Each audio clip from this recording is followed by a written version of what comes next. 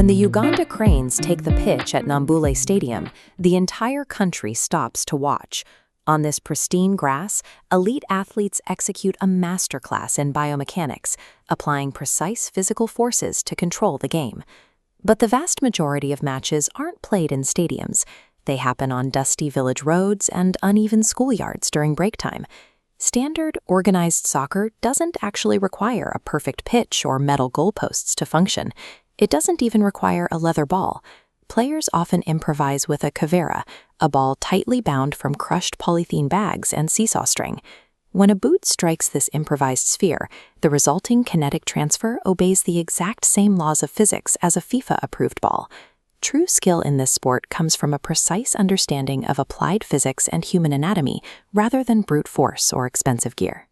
By mastering the foundational mechanics of passing, trapping, and spatial awareness, any player can elevate their game from a chaotic village kickabout to a highly organized strategic performance.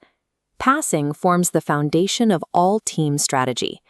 To execute different types of passes, players have to strike the ball using specific anatomical surface areas of the foot. This diagram highlights the flat inner arch in blue. This strikes us, ensuring a perfectly straight trajectory. When shooting at the goal, the objective shifts to high-velocity power transfer. Players use the instep kick, striking with the laces, highlighted in red. Executing this requires locking the ankle joint, rigidifying the foot to prevent energy loss. Untrained players often rely on a dangerous natural instinct, kicking directly with the tips of their toes. Striking a dense object with the toes drastically reduces accuracy because the contact surface area is so tiny. This technique fails to transfer momentum efficiently and risks severe bone fractures or jammed joints in the foot. Aligning the correct anatomical zone with the desired kinetic outcome, choosing accuracy or power, is the absolute first principle of functional soccer engineering. When receiving a lofted pass traveling rapidly through the air, players must switch from generating force to absorbing it. This is known as trapping. It is the biomechanical skill of instantly bringing a moving ball's kinetic energy under control. If a player's muscles are stiff and rigid upon impact, the ball's kinetic energy has nowhere to dissipate. As seen here, a rigid body acts like a brick wall, causing the ball to aggressively rebound. To kill incoming momentum, the receiving surface must last like a sponge, compressing to absorb the force so the ball drops down. Players apply this exact physical model using the larger surface areas of their anatomy, like the thigh or the chest, to trap an air ball. The correct physical motion requires relaxing the torso muscles and actively leaning backward upon impact to cushion the ball's speed. It requires the same mechanics as catching a raw egg. Stiffness shatters the shell, but a soft withdrawal keeps it completely intact.